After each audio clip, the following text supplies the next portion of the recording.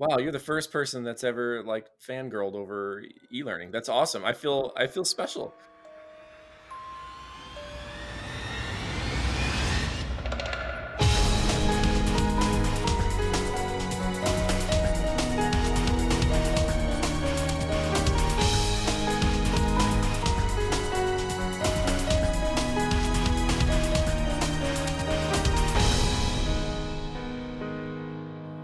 Hello and welcome to Rhythm Encounter episode 68, the RPG Fan Music Podcast.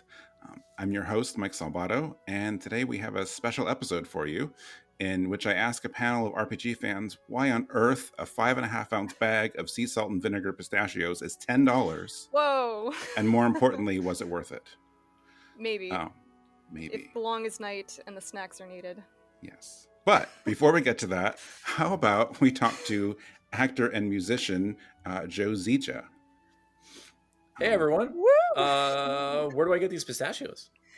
Well, I got them at CVS. I got them For at the $10? Canadian equivalent, Shoppers Drug Mart. All of our Canadian fans just got a shout out. Yes.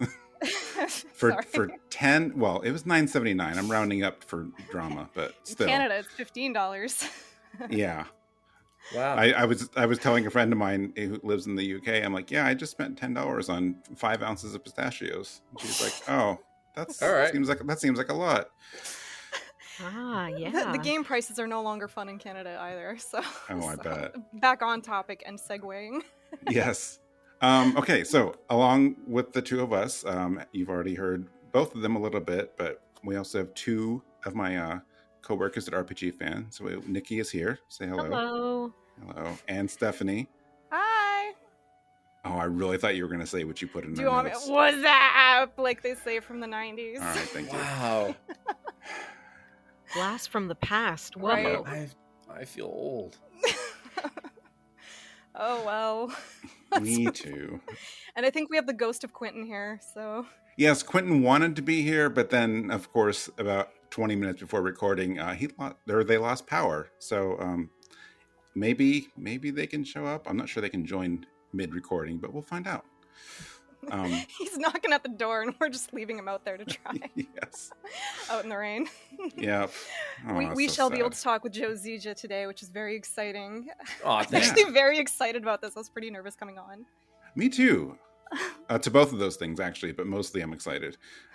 So we invited you on because you have a Kickstarter campaign going for a music project. I do. I appreciate that you still made time for us to come on here and talk about this. Of course. He drove 6 hours to be to this podcast today. I drove Very 6 impressive. hours to get to this podcast. 6 hours. It was a terrible drive. I know. No, I'm at Stockton Con this weekend, so I had to drive up from LA. Yeah. Oh, yeah. So anybody in California, if you're in the area, actually, that's actually a good heads up too. Is this? Yes. Are we live right now? Because it's Well, like we're- tomorrow. When?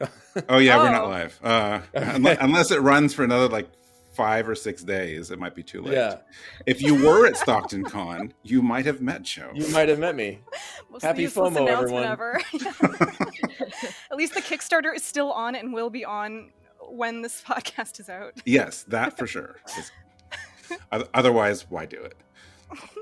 All right. Well, I don't want to use up too much of your time here, so I figure we'll just get right into it. So I want to talk a little bit about, what you do and who you are. So, Tell us about yourself, date of your birth, resume is likes, dislikes, yes. favorite sandwich. Favorites. Oh, I didn't think about sandwiches. Oh, I can We'll go get to for a long sandwiches. time on sandwiches, just in general. So Okay. All right. Let's get Now the we sandwich know. out of the way because now I'm going you to want to start? Well, I mean, like I like a lot of variety of sandwiches. I'm particular. I grew up in New Jersey, so like the whatever you want to call it, sub sandwich, hoagie, depends on where you're from. But yeah, I mean, like I like a good sandwich. Yeah. I think we have to start another podcast all about these sandwiches. Yeah, we do. I absolutely need a panini press in my life. I don't know about you. I think that's like the next big thing I splurge on in this lifetime. That's like one of the few things that I like use frequently. Isn't it true? I mean, like compared to other like I don't use the waffle maker that I make thought that I all would the time, use, actually. but I use the panini press. It's just just makes it good. better. Yeah. The slightly melted cheese is game changing. Yeah. any sandwich you make, you're like, well, this would just be better in here, so I'm just going to keep using Yeah, I'm just going to melt cheese on it. Yeah. I was actually very excited that I didn't know this, that you also voiced Bumblebee in Transformers.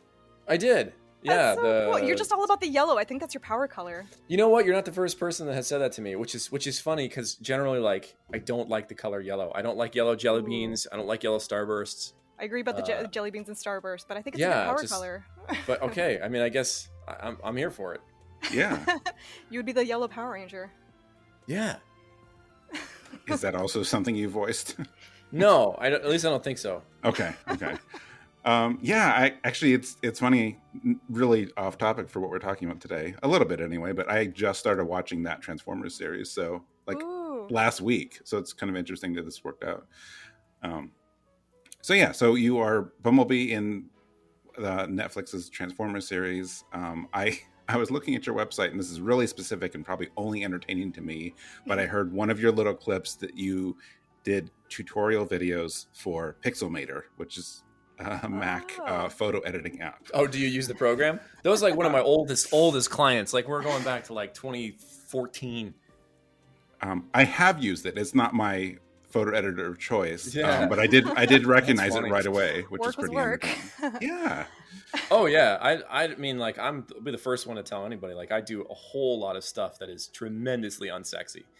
No, but I love that it's so needed. You have like just a good, crisp, clear voice. Yeah. I actually love the tutorial voice things because they just sound crisp and clear and articulate so nicely. So you got that. Wow, you're the first person that's ever like fangirled over e-learning. That's awesome. I feel special. There's an art to everything, even those. Yeah, I mean, you know what? There is something to it because, you know, a lot of times when you hear those things, it's someone who's like probably like the project manager, like someone who's doesn't have any acting ability, and that's fine. But there's a difference actually hiring someone professionally to do that. It just adds something to it, I think. Yep. Nice. So, outside of Pixelmator and Bumblebee, maybe we should. That's it. You haven't worked on anything like Fire Emblem, nothing like that. I mean, I guess. Yeah. So, you know, we don't need to spend a lot of time on it because I'm sure anyone can like read your website or look online. But, you know, you want to give us like a quick little rundown of like how you got into this and like how you went from where you were to where you are now? Yeah, total accident. You're all over the place, but yeah, the joke that I love to make, and it's like, I don't know, it'll never get old to me, is that I got into voice acting pretty much how everybody got into voice acting. I was a military intelligence officer for the United States Air Force, got out and worked for the CIA and FBI for a few years, and then randomly stumbled into it one Saturday morning while I was on reserve duty. Wow, okay. Yeah. Booked the first thing I auditioned for, which was a cartoon panda speaking Arabic to children, and 8 months later quit my job. So yeah, That's like really really, good I know it's panda, I super, bet. yeah, super boring, typical creator story. It's so random. I in your delivery, I want to say it's a joke, but no, I like that. I like that a lot. Yeah. That's how we all get into it, isn't it? Yeah, everybody. Yeah, that's how everybody gets into it. All right, I really thought it would be a more original story, but oh well. I guess we'll. Yeah, sorry. I guess we'll go with it. Yeah, we're all. So he acts, he streams, he musics, he militaries, he produces probably, dances maybe, choreographs probably. He writes. He writes, and this is actually really cool. Like, the saxophone is a pretty cool instrument to pick up, so the fact that you're doing this this Fire Emblem album is kind of cool. Like, I did not expect that as well. Yeah, see, and again, you're radiating with the golds and the yellows, and you bring out these four That's saxophones. true, a lot of brass instruments. Sax was my third instrument of my life. I played clarinet and piano before that, and then picked up sax when I was like... Piano's perfect, but clarinet's a nice 12. one. Yeah. Wow. Okay, so you got into it. So you said you were about 12 and you started picking up instruments? Yeah, Or you just my kinda first dabbled? instrument was clarinet when I was 8, and then when I got into junior high school, I was kind of told that I couldn't be in the jazz band if I played clarinet. So I was like, well, screw it, I'll play sax. And so I played sax. No, you maybe could have segued to an oboe, but the saxophone was a really solid choice. Yeah, it's actually, they're really, really, really similar. I would say sax is a little easier to play than a clarinet with almost the exact same fingerings for everything. So it was not a hard transition. Did you have a bit of a musical background? Like, are your parents into it or encourage it, or just? I mean, my dad was like a kind of like bluegrassy guitar player, not a classically trained musician at all. No. So no, I wouldn't say like I've come from a musical pedigree. No, that's pretty cool. You still picked it up anyway, so it just kind of worked out then. Yeah, music ended up being basically like my first love, and probably, despite all the other things I do, music brings me the most joy, I think, of anything I do. Yeah. Do you feel yourself most in it, I guess? Oh, it's great that you can act. I mean, like, don't get me wrong, but it's just kind of cool that you got this other thing too. Yeah. It's like music time kind of vanishes when I'm doing it. So. Ooh, that's a good way to put it. Yeah. Yeah. So let's talk a little bit about the project really quick. We have some other questions for you in your background. Can you give us an overview? Yeah, so like just talk broadly, kind of give us a rundown of the Kickstarter. It's already funded, so that's pretty exciting. Yeah, it's more than funded. I think it's 170% funded right now, which is super exciting. It's amazing. It's not even totally done. Yeah, it's got a bunch of days to go. Yeah, you know, like I had I've been a video game remixer forever. I used to be. Are any of you familiar with Overclocked Remix? Yes. Oh, yes. I was so happy. I have a whole bunch of your stuff in my music folder already. Yeah. Oh, okay, yeah. So I love these moments where they're like, "Oh my God, you're expert novice," and it's like, "Yeah, that was me. I was on staff on the website for a long time as a workshop moderator. So those are some of my best friends in the whole world." And so I was a video game remixer for a long time, and then kind of like as I moved to LA and got busy with a bunch of other stuff, didn't do it as much. And I don't remember really how I got the idea. I had done some like really goofy stuff on my YouTube channel, like a kazoo remix of Edge of Dawn, which people loved. And then like I was like, well, what can I do that's unique? The kazoo is an underrated instrument. Truly. It really is. And then I worked with Family Jules, who's a metal remixer, and I sang opera for God Shattering Star, a metal version of God, which was so fun. So I was like, well, why don't I take those things and move? Like, it's a natural collision of the video game remixing and Fire Emblem. And I was like, well, what can I do that's like unique to me that like nobody else is going to do? Like not everyone, but like there's a lot of like, you know, rock remixes or techno remixes of stuff. Like, can I do something different? And I had done some like self-recorded sax quartet stuff before with Dylan, who's my arranger. We did like a version of the Chocobo theme, like a Chocobo theme medley, which I think I'm going to re-release here in like a couple of days. I'm going to re-record it. And I was like, well, let me try that. I knew that like sax quartet is like as niche as you can get, you know, like there's not many people like sitting in their armchairs at home going like, boy, let me peruse my sax quartet albums and see, you know, like that's not. So I thought it would just be something interesting. It was either going to go really well or people are going to be like, what? I see so many piano arrangement albums that I'm just kind of over it a little bit. When I see something different, I see acoustic or sax. That's interesting. So yeah, I wanted to try something different, and so we're going for it. That'll be so. I mean, obviously, people are responding to it too, which is great. Yeah, people responded really, really well. I thought we might get funded. I didn't think we were going to do it in 24 hours. It basically took us 24 hours to get funded, and now we're crushing stretch goals. I'm really excited because, like, based on how we've been doing so far, we're going to get well into these stretch goals, and I'm really excited to collaborate with some of the people that are on that list. Can you add a stretch goal for the kazoo remix of the album? I know, right? That should be the bonus, at the top. Bonus I think medley. we did add a stretch goal at the very, very top. Like if we blow through all of them, you had a few good ones there, like a whole bunch of composers too. Yeah, so there's Insane in the Rain, who's another video game music guy. There's Mega Ran, who's a hip hop nerdcore kind of guy. Him and I go way back. There's T Lopes, who's another video game guy that's going to kind of. I guess you'd call it almost like a D-mix of my remix and turn it into like chiptune-y. Oh my god. Chris Hackney's going to jump on a track if we get high enough. And then if we blow through all of that, then I'm going to do a music video dressed as Edelgard.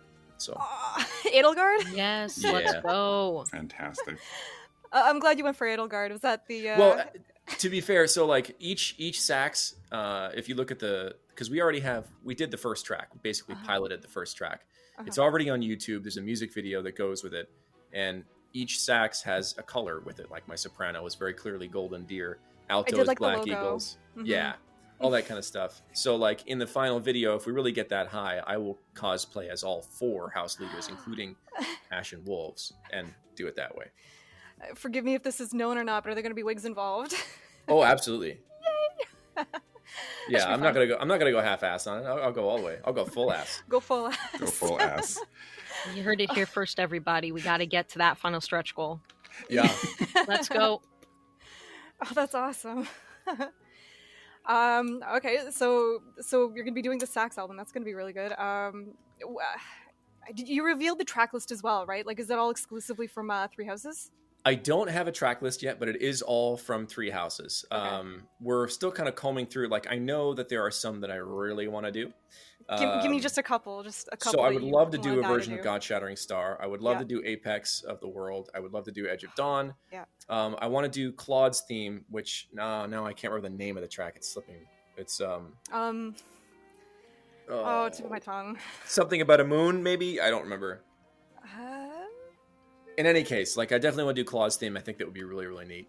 And yeah, I mean, that's half the album already. We already blew through the bonus tracks stretch goal, so we'll be at 10 tracks, not including like T-Lope's remix, stuff like that. So okay, that's really cool. So what were some of your favorite video game music composers growing up? So like, who are you influenced by? I was meaning to ask. The first CD I ever bought for myself was the Final Fantasy VI soundtrack. That's a good one. Wow, me too. Really? And the second not one, this is really? about me, but yeah. No, that's awesome. Yeah, Kefka's Domain. Did you have like the actual it was case? that specific one. Yeah. Yep. I was super pissed because it got stolen out of my car in like 2006. Oh no. But I had that in there. Like, I had the Final Fantasy IV. Take the stuff in the car, not the CD. Like, what's wrong with you? And the next one I bought was the Secret of Mana soundtrack. So, you know, like the staples of the 90s video game kit, Uematsu, Mitsuda. They were really like cream of the crop. Okay, so like, I'm an artist and I grew up in a musical family, but I did really like, hearing everybody play. So when I was growing up, it was really fun to listen to my brother, play video games, and then he tried to play it on his Casio. So yeah, that's what I did. That's basically how I started learning piano. I would sit down with those CDs. He played like the Final Fantasy IV theme song. That was his first thing. Final Fantasy, that CD actually came with the music. So like you could learn the piano collection's music from Final Fantasy IV. Oh, cool.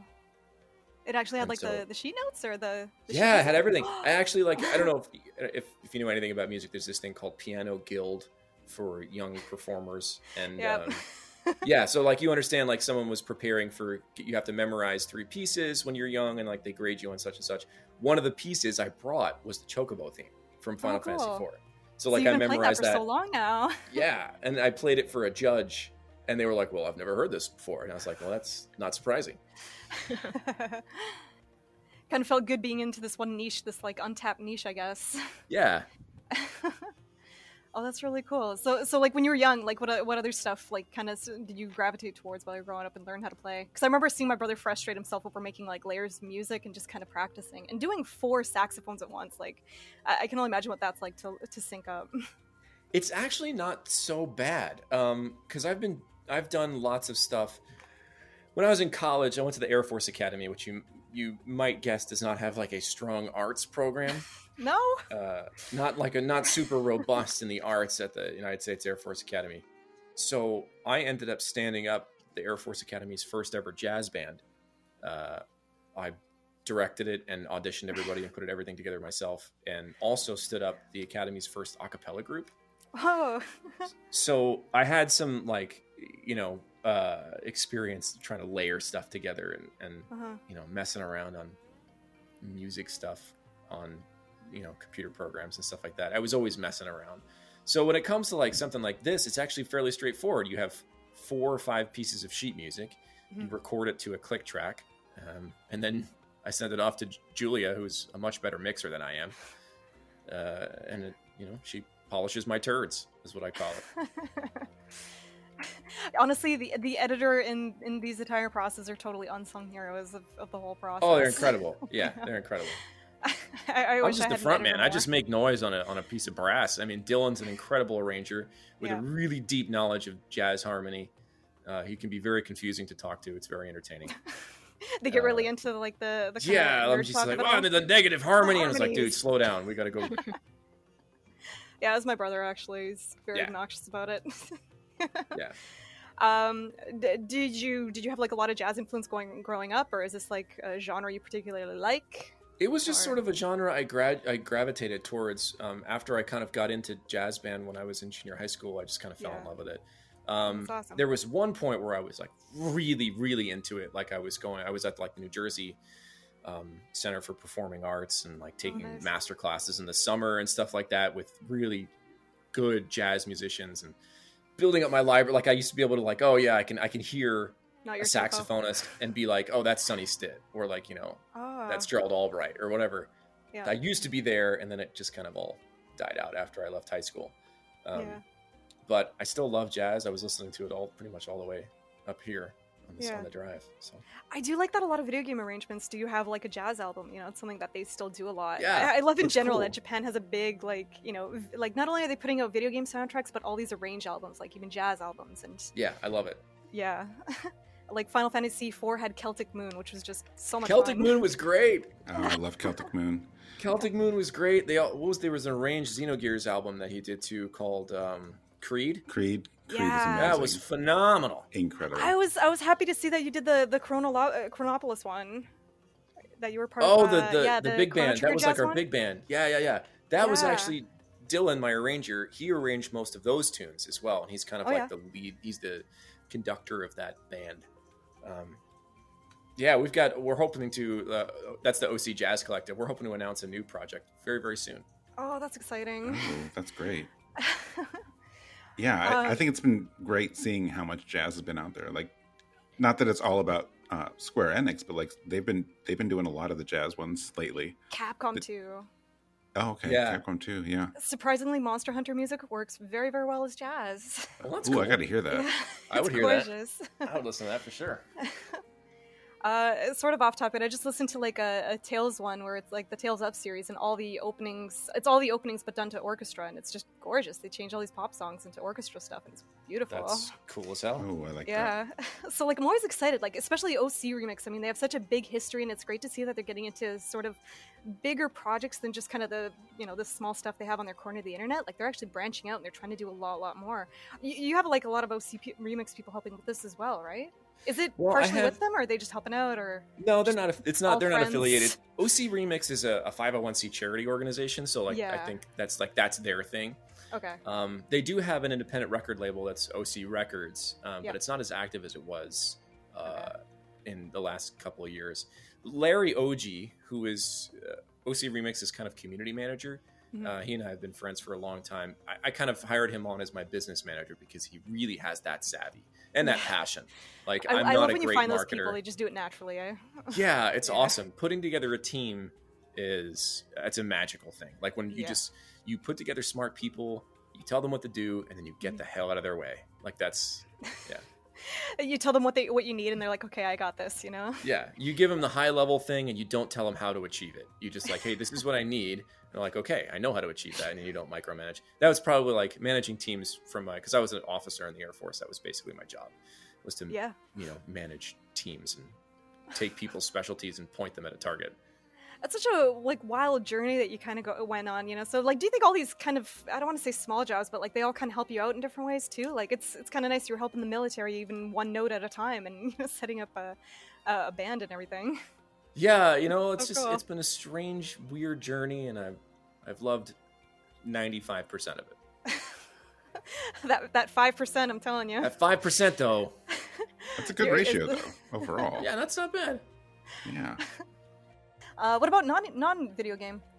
Non-video game composers. Yeah, just Um, anybody. I don't know, who are musicians who influence you? I always kind of like asking the general question on that. I was born in a music family, and I can only do art, so I'm fascinated with music, and I like to probe people about music because it's all I wanted Yeah. to do, and I can't. I mean, I like a lot of different stuff. There are like, if it's good, I will listen to it. I think I generally don't like country, and that's Sure. about it. That's about it. Geez, I mean, like I'll listen to anything from Fish to Chopin to prog metal to Dream Theater and Symphony X, and like those are some of my favorite prog metal bands. I love Muse. I love Dream Theater is like the quantifier for that. I think that's awesome. Yeah, they're awesome. I'm gonna go see them next month. I think they had an album out recently too. I think they did, but I haven't had a chance to listen to it yet. They're so concert would be prolific. great, though. Yeah, that's gonna be amazing. They release so much music; it's hard to keep up. So yeah, I mean, I like a little bit of everything, and I love discovering new and weird artists too. Like I just not discovered. It makes me think like they were nobody before I found them. But there's an Israeli bass player named Avishai Cohen who is just really phenomenal. Yeah. Yeah. Do you know him? Yeah, I listened to him back in high school. Say what? I listened to him back in high school. Oh yeah. So like I've been following him for like the last, I don't know, 10, 12 years. And ended up I worked in Israel for a while and went to go see him live, and it was phenomenal. Oh, it was like one of the best so concerts good. Good. He was there with an oud player. Really? And it was great. It just sounds so good when it's in a stadium like that. Yeah, like it really just finds a way to stretch out across the stadium or the concert hall. It's so good. That's really cool, though. Yeah, that's neat that you listen. Now, you're not talking about the trumpet player, right? Because it's very odd that there are two jazz players. One of them is a trumpet player, one of them is a bass player. Both of them are named Avishai Cohen. Really, eh? Yeah. I don't even know anymore. Colors, one of the songs I like. Oh, yeah. Okay, cool. Okay. Cool. All right. That was a good little tangent. Yeah. I like that. Yeah, it's definitely not easy to make it as a musician, though, so it's just great to hear that, like, all these kind of things are happening. And, like, it's great that you're finding a way to balance the voice acting and the musician jobs. I mean, this is really cool. Yeah, I think balance is doing a lot of work in that sentence. Okay, yeah. I'm tired most of the time, but it's it's good. It's a passionate That's what it is to be tired. over 30, I guess. Yeah. Like how does your family react, or your daughter, to like having all these roles, or that you're doing cartoons and you're doing instruments? Does she ever bug you to do voices? They're not old enough to care yet. I don't think. Like, I was sitting. I mean, maybe like 4 days ago was having dinner with my two daughters, and my older one was like, "Hey, Dad, I kind of forgot what you do." I was like, "You mean like for a living?" And she's like, "Yeah, I forgot." Oh dear. Like, I'm a voice actor. The kids, they humble you, eh? Yeah, they really do. They don't. She doesn't care. No. My dad was a cop, and like it was really charming to go from like grade school where it's like, "Oh, cool, your dad's a cop," to like high school, and they're like, "Oh, your dad's a cop." My dad was a firefighter, which is like the quintessential cool job for a dad to have. So. Oh yeah, that's great. Did he have a big mustache too? Only a couple times he had a mustache. Okay. He would kind of go in and out. The 70s, I guess. 70s, 80s. Yeah. That's awesome. Yeah. So even though Quinton could not be here, Quinton did contribute a few questions. We decided that he's outside in the rain. We left him there. We left Quinton in the rain. We did decide though that Niki volunteered to be Quinton's avatar in asking some of the questions here. I will channel Quinton. Well, to stay on topic a bit with the music, Quinton had a question. He's a big Fire Emblem fan. He's sad he can't be here. Yeah. I know, right? And if you want to read that verbatim, you can. But you can also, change it up how it was worded. No, I need you to do it verbatim and in Quinton's voice. There you go. You have to do it. You have to impress the voice actor. I don't know. I can't do the Quinton voice, but I will do my best. Okay, so I love your work, and I can come up with a question for almost everything, but I have about 1,000 questions for The Power, your remix of Graph and Omen from Xenogears. I played that game as a small kid, and I think you've effectively recreated how terrified I was at the time. Wow. Could you talk for a moment about what went into the creation of that song? It blew me away. I hope you liked my Quinton impersonation. That was really great. I mean, I know Quinton, but I'm assuming it was accurate. That's funny. Like, so why did I remix that? I think most of the Overclock remix stuff was either a part of like someone was organizing an album, or I just had an idea. And I think in that case, I just had an idea, and I wanted to take Graph's theme and turn it into something like epic orchestral, because he is terrifying. He's a very interesting, very deep villain who I love a lot. but it's no, I wouldn't say that there's any remix that has an interesting story behind it, except maybe this one, which is funny that he asked. Oh, Quinton saw it. He saw that Quinton spark. saw Yeah. Only because, like, so this was, I probably remixed it at the very beginning of voiceover time for me. So I was still living in Virginia. And so if you listen to the remix, I'm taking a lot of Graf's lines and I'm weaving them in there, like some of his most iconic things that he says throughout the game. So in order to do that, like, I'm screaming in my basement stuff like "Blossom, O fallen seed, and draw upon thy hidden power," right? I mean, like, yelling it as I'm recording it. I thought You have to I get was into a zone for that. I actually commend that. Yeah. The story is that, like, I thought I was alone in the house, but I wasn't. Oh no. Oh. And, like, my mother-in-law is upstairs, and, like, I come up and she's like, and I was like, it's work. It's a work thing. It's a Honey, work. do we need to talk? Yeah. That's wonderful. I think the one I had of that was, like, I was playing Kingdom Hearts and, like, they were doing, like, a really big friendship speech, and my dad was like, "Steph, what the hell are you playing?" I was like, I don't Yeah. know. But that's really cool. Someone was in the house, but you did that in the basement. You did feel it, like you are actually trying to, actually add something real to it, Yeah. and kind of really mix it in there. That's cool. Yeah. All right. Well, I'm glad that was the one song that Quinton wanted to ask about. Don't ask me about any other remixes. No, there's probably other ones that have stories, but I can't, there's a lot. Yeah. All right. Which one are you doing next? Now we have to move away a little bit from the musicking. How about Fire Embleming? Okay. Okay, let's try again to channel Quinton. In a terrible world, 3 houses is 2 houses, and the golden deer don't exist. Who does Claude roll with? Edelgard? Dimitri? A traveling theater troupe? Ooh. Okay, I'm going to need you to repeat that. In a world where what? 3 houses Right? is 2 houses, Okay. and the golden deer don't exist. Who does Claude roll with? Probably Gatekeeper. Let's go, yes. But, I mean, if he's... God, that's a very interesting question. I actually think that Claude would probably roll with the Black Eagles. Yeah.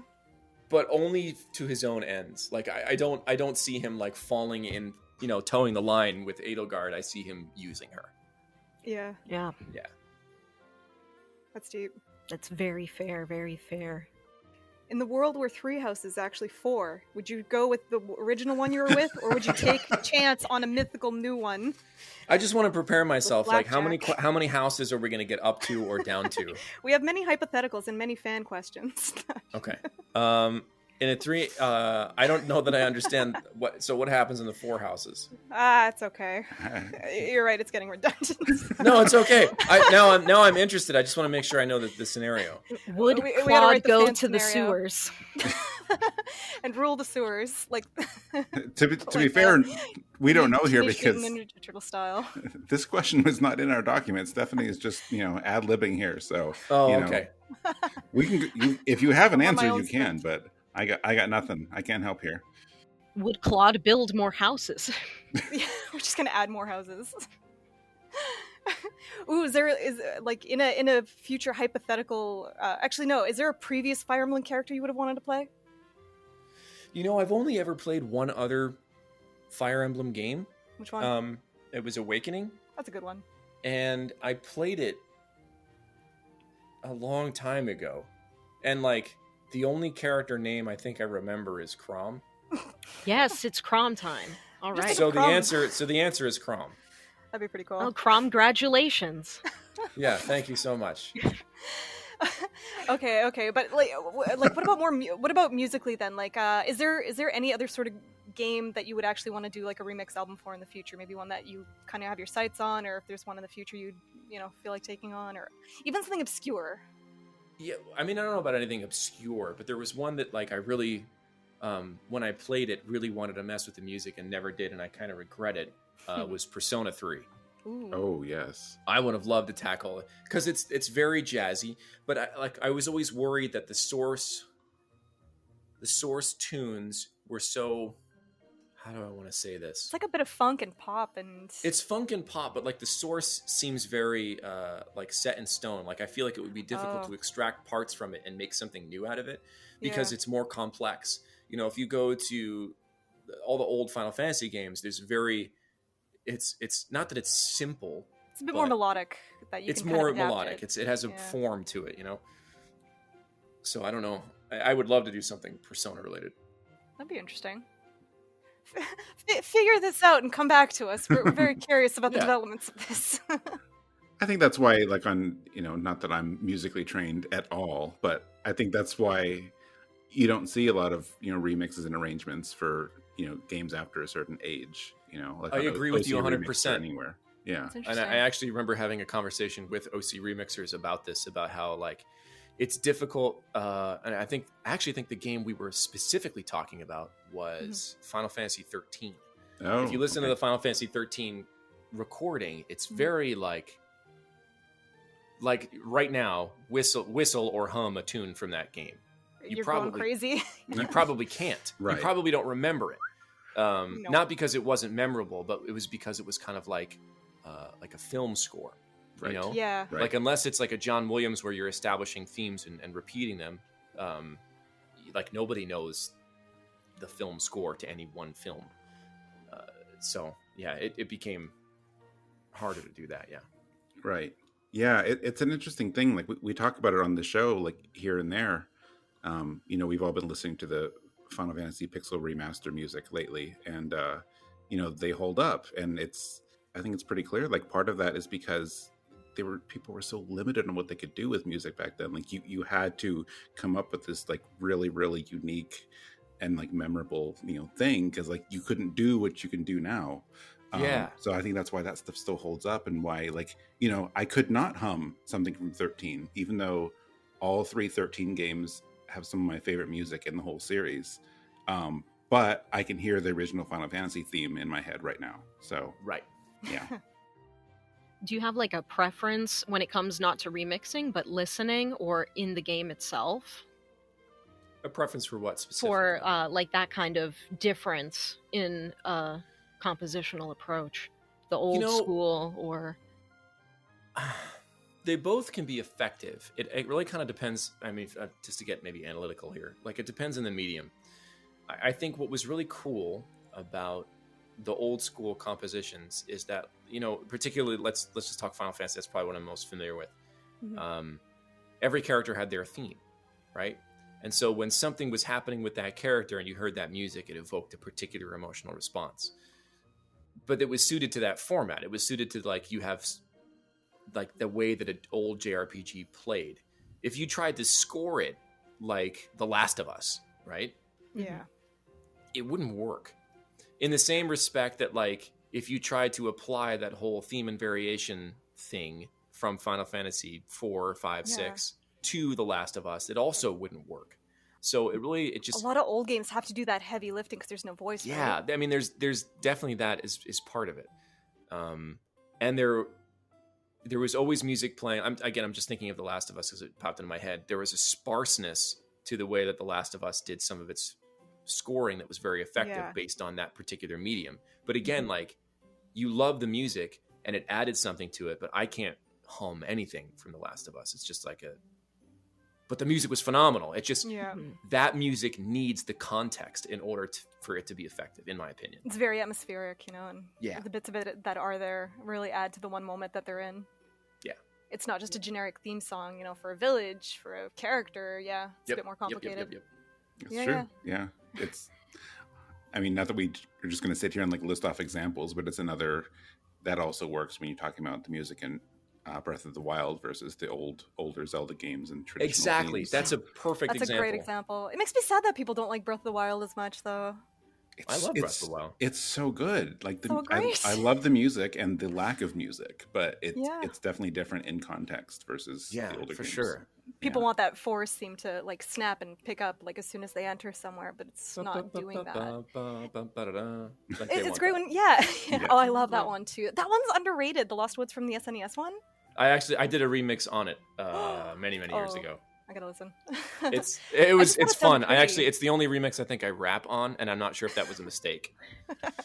Listen, everybody, you heard it here. It We must go out onto the internet and find this right away. Yes. I guess we better include a link. I think the title of it is called The Fakhoori Forest. I am looking this up like right the hell now. OC Remix, I guess? Yeah. Yeah, I think it was on OC Remix. To the past. We'll find it for sure and put a link.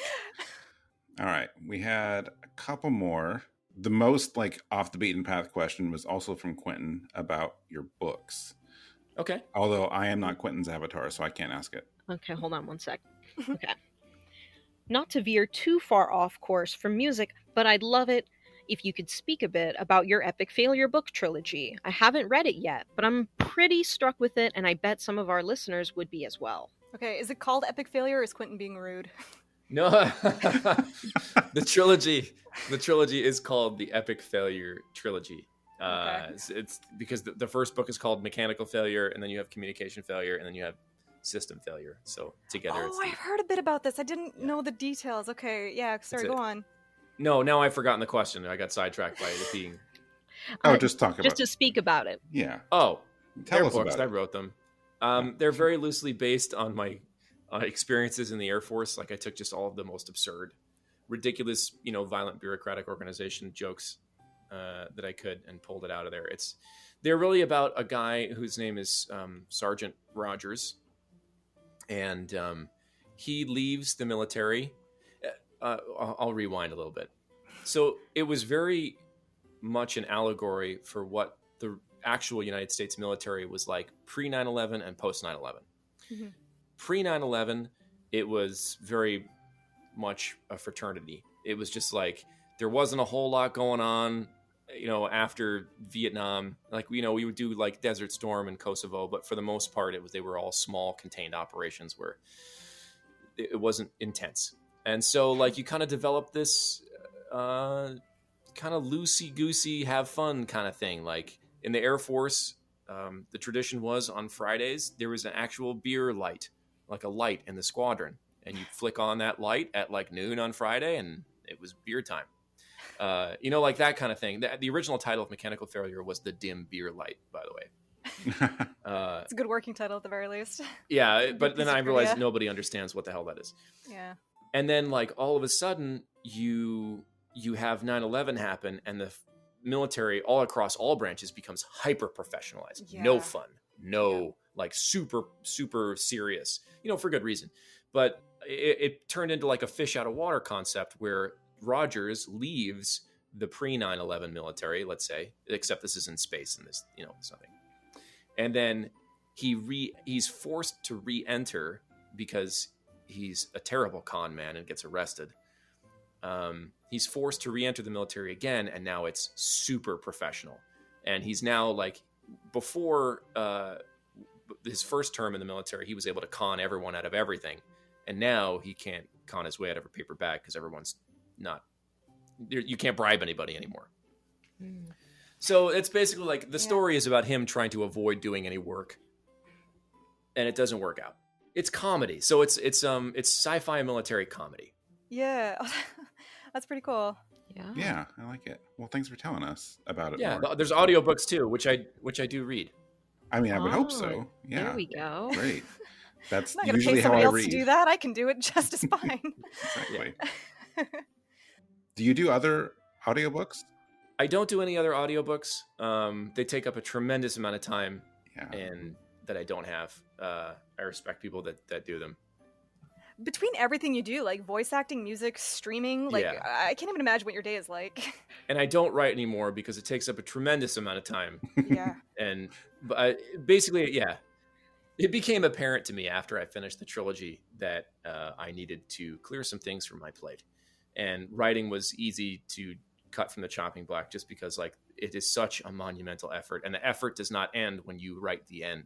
You've got to market the book. You've got to find an agent, or not an agent. I have an agent, an editor who wants to buy the book. Yeah. And then you basically have to do all of your own marketing. And the publishing, Really?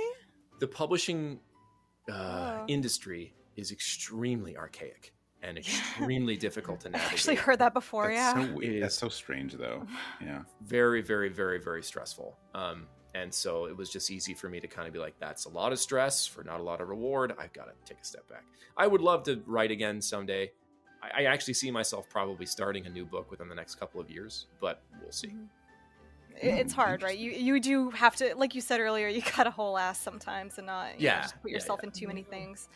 And like already between like an album and voice acting work, I can only imagine you driving a lot these days. Yeah, I mean that's really important though. It's impressive to me. Like anyone I know, like I have friends, and you of course, since you're on the show here, but like that you can do so many things. You're talented on all these different fronts, and that's impressive. But like a lot of people, will just keep doing all of those things, and then they burn out, and it's just not a good idea. I think it's really important to like know it's like, hey, I can do this and I can do this, and if I keep going, it's not good. It's not healthy. So is it too much to ask? Like, what's the long-term dream project that you not fantasize, but like, what's just something that would blow you away to do? Musically or voice acting? You tell me. Go with what your heart tells you. Yeah, I don't know about musically. Voice acting, I would love to be main cast in a Persona game. That'd be cool. That'd rock my socks off. I almost want to say, hopefully not the main person because they don't talk much. But no, I'm specifically not talking about the protagonist. Okay. I've done many silent protagonist roles, and while like I understand that they're necessary, they're not necessarily the most fulfilling roles to be just like the grunts, and like that's all you do.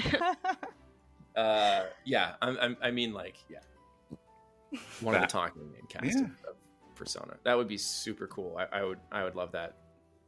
We're gonna start feeling that out onto the internet, and just letting it, and hopefully Persona 6 comes around. Something good will happen. Cool. Mm-hmm. You've been in some really impressive stuff too. Like I actually did like hearing you in Trails of Cold Steel as well. I think thanks. you were in Ghost in the Shell as well, and I think you sounded familiar. I was in the new anime. Yeah. Yeah. Okay. Oh, and friggin' Fox, right? Yeah, friggin' Fox. That's so cool. Sorry. It seems like forever ago now. That was like 2016. Playing Fox McCloud was awesome. I had only been in LA for like 3 months. What's it like when these kind of roles just land on your plate like that? You're just like, whoa. It was really weird. It was like, it was just... There's like a nice kind of heroic, like everymanness to your voice that works well for heroes. I mean that in a good way, I swear. Yeah, thank you. No, it's good. Like people are like, well, what do you play? And I was like, yeah, I kind of have your protagonist voice. Like I have your hero it's a good, voice clean for the voice, most part. Yeah. Which sometimes is like it's nice. There's a lot of competition in that bullseye. Everybody's got a nice voice in the voice acting industry, effectively. Yeah, and there's a lot of hero voices that I'm competing with. And then I don't get considered for villains too often. But then Tales came out today, and I played a villain in it. So. So hopefully this opens up a little bit more. That'd be really cool. Can I ask, sorry if this is, just feel free to answer whatever part of this, but like, so between like all these kind of different jobs that you had, you're in the music, you're doing acting, you're in the military, like, do you find these roles kind of help you out in different ways in other roles? My experience doing just having a random life? Just, being able to work and get that confidence from the military, working in a voice acting, just the stuff definitely. that you learn. I will say that like it's really easy to approach pretty much everything in my life with a lot less intimidation. Yeah, like trepidation and fear, like because the stakes are way lower. Like the stakes are just so much lower in acting than they are in the military. Everything. Like there's not many, like unless I was going to be like a an ICU neurosurgeon or something like that. Like the stakes are pretty low, so it's easy to kind of like just be calm. Like I don't get nervous going in the booth. It doesn't matter who's in there with me. They're just people. Like I could work with famous people or famous directors, and it's like not that big of a deal. I get nervous podcasting with friends. Okay. That's okay. It's just and then like. The discipline from the military helps me kind of like maintain a business and understand like how to keep myself diverse and keep my skills sharp and not rest on my laurels. And then the whole diversity of life informs everything that I do. I've been lucky to have a lot of strange, diverse experiences all over the place. And yeah. I like that you're actually feeding both of them too. You know, you're equal in the music, you're equal in the acting as well. It's not many people I feel can say that, so it's great that you're very adamant about what you do. I get grumpy if I don't do music. It's a necessary part of my life. I feel that, yeah. Well, not music, but you know. Well, art. Yeah, it'd be art for you. Yeah, the art. The accordion was never gonna take for me. I'm sorry. Yeah. Thanks, Dad. Yep. I'm gonna wait for that Three Houses accordion suite now. So. Yeah. Sounds extra romantic. Yep. All right. I think we're almost out of time here, right? I got 10 more minutes. Oh, okay. What's for dinner? I don't know yet. I'm actually going to go meet a friend of mine who lives like an hour away. So I drove 6 hours to get here, and I'm going to go drive an hour to go meet him. Yeah, I'm an idiot. I don't know how to follow up on that one. Okay, I do want to give you, because we do have to do a little wrap up here, but before we wrap anything up, I did want to give you like one last chance, Joe, to like say like if there's anything you want to say to your fans, whether about the project or not. So, you know, here's your chance. Just to riff on the project? Or whatever you want. Like, do you want to say, you know, if you have any last words you wanted to say, like before we wrap up? A life lesson, if you will. That you would like to impart to all the good boys and girls listening. Yeah, take a deep breath and don't sweat the small stuff. There's my life lesson. That's honestly great advice. Yeah, it really is. Stop, just calm down. Just relax. No, I think this would be great. I'm really excited about the project. The album's getting made. Like it's happening. I think we're gonna continue to destroy some of these stretch goals, and I'm really, really excited. This part of me, it's like sitting back and being like, do I need to change careers again? Am I just gonna be a saxophone quintet arranger? Is that it? That's actually a great thing to fall back on, really. Yeah, I mean, yeah. What's your fallback plan if voice acting doesn't work out? Oh, I'm gonna be a professional video game saxophone arranger. But yeah, so the Kickstarter is going to be running at least for, I think there's still like 16 days or so to go. So there's still plenty of time to hit the stretch goals. I think there's more than that. I think, I don't know. I've lost track of most of my life. There's 20 days, but by the time this is live, it might be about 16, yes. Okay, yeah, all right, there we go. Okay. So, I mean, like, yeah, we're cruising forward, so.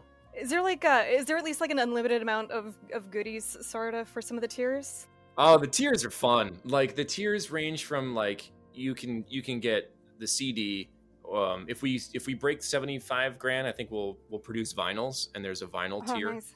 Yeah. But vinyls are way more complicated to produce. That's why it's so high. Yeah. You know, there's signed prints. As you get higher up, you get like a one-on-one voice coaching lesson with me.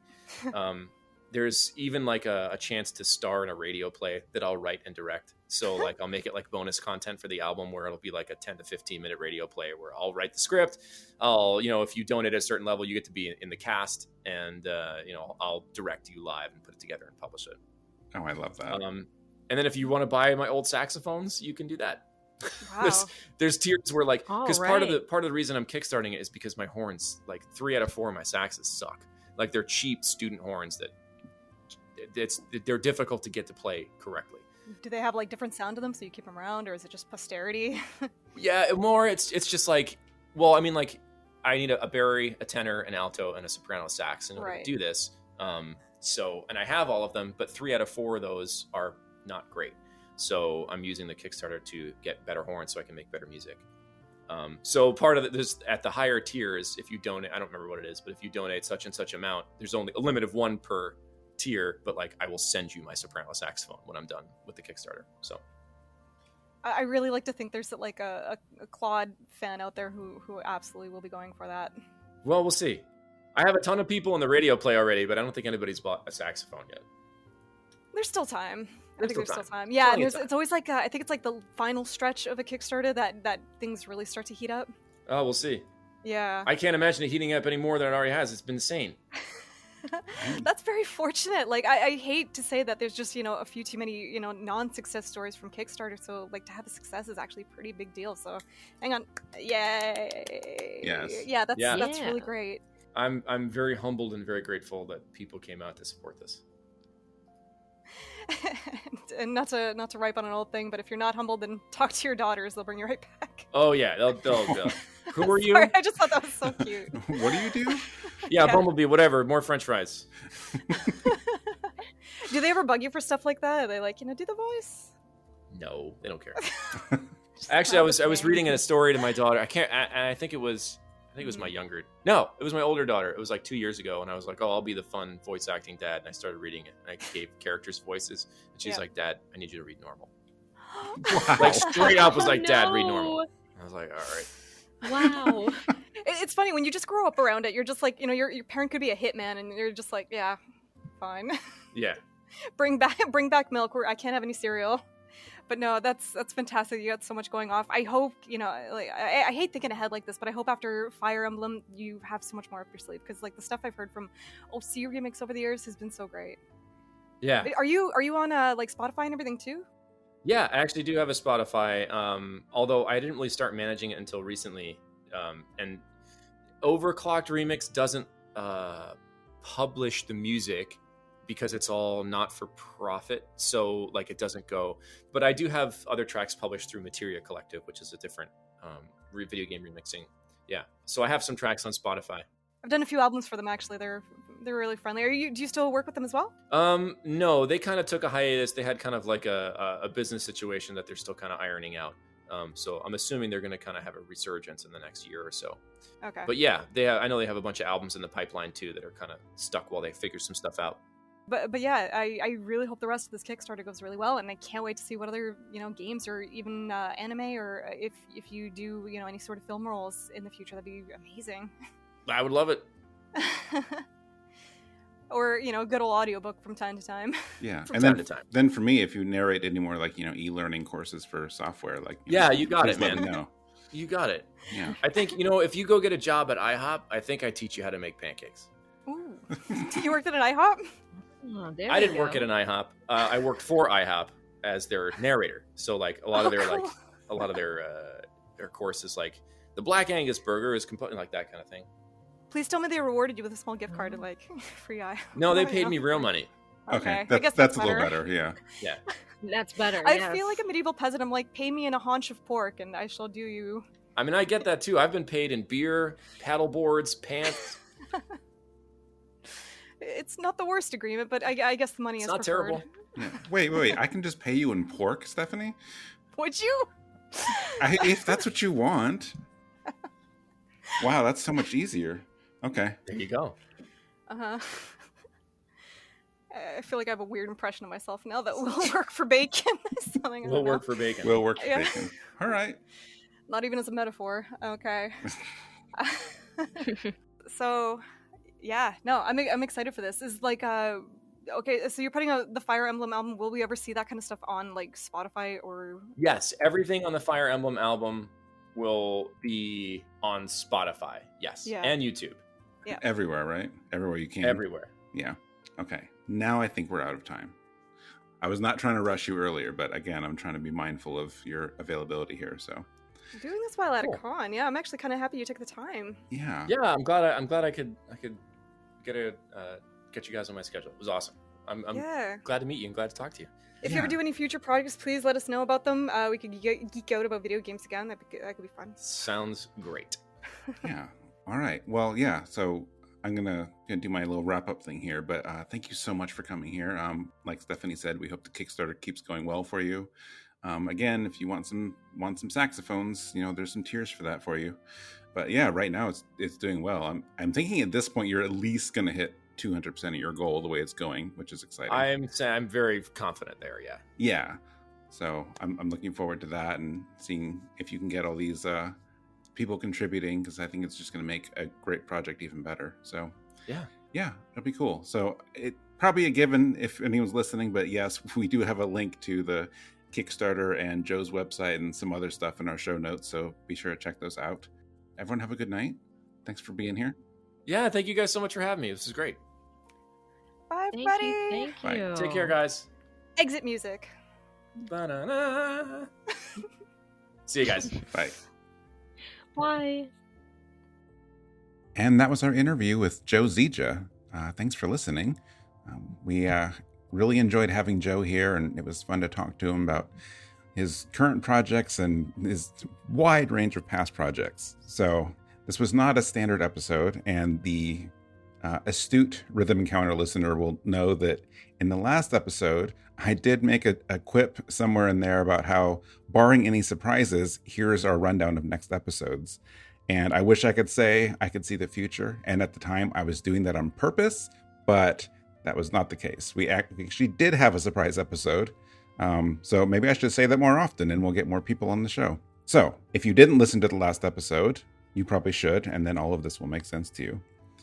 In any case, I'm going to do our usual closing here. So coming up next, and there should not be a surprise this time. Like, this other episode is already recorded. It's ready to go out the door. So after this episode, in 2 weeks, we have our long-awaited Final Fantasy XIV episode.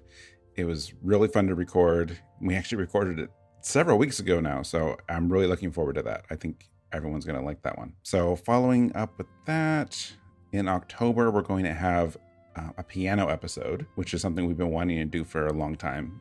That's going to be a really good one. I will not be on that one, but we have 4 people who really know their piano music, so I think you'll enjoy that one. After that, we have title screen music, which is a really interesting topic idea, and I'm excited to see what everyone brings to that episode. Going into November, we have a game music concerts episode. So every song on that episode will be some live version of something. And then after that, we have a few more planned, but I'm going to leave you in suspense for now. So look forward to those. If you have any feedback on this, if you want to reach out to us, please email us at music@rpgfan.com. If you want to get in touch with anyone else on staff, we have Twitter profiles on the site. And then, of course, if you want to get in contact with Joe, you'll see all of Joe's his website and some other stuff in the show notes. When you're done listening to this, beyond looking forward to future Rhythm Encounter episodes, please remember that RPG Fan also has 3 other podcasts that we would love for you to listen to. So we have Random Encounter that comes out alternating with Rhythm Encounter every other Monday. And that's our general gaming podcast. And we talk about new features on the site, reviews, and other things like that, with just a selection of different team members on the episodes. Every Thursday, we have Retro Encounter, which is a look back on older games and also a whatever we feel like in between. So there's always something interesting going on there. And then lastly, we have Phoenix Edge, which is not technically produced by RPG Fan, but that's produced by our media partners at Phoenix Edge. So they're also a general RPG podcast over on YouTube, and they put out a really good show several times a month. So please check all of them out. If you enjoyed this episode, want to help support us, you can donate to our Patreon. Oh, wait, we don't have that yet. Okay, well, in the meantime, you can review us on your podcast platform of choice. Review on Apple Podcasts, Google, wherever you want to go. Subscribe, follow, anything you can do to just say hey, yes, I want more of this. Go ahead and do that. And that's it. Because this wasn't a standard episode, we're not closing with a bonus track. So I'm just going to slowly fade away and leave you with some random outtake. So please enjoy, and we'll see you in a couple weeks. Yeah, Bumblebee, whatever. More French fries.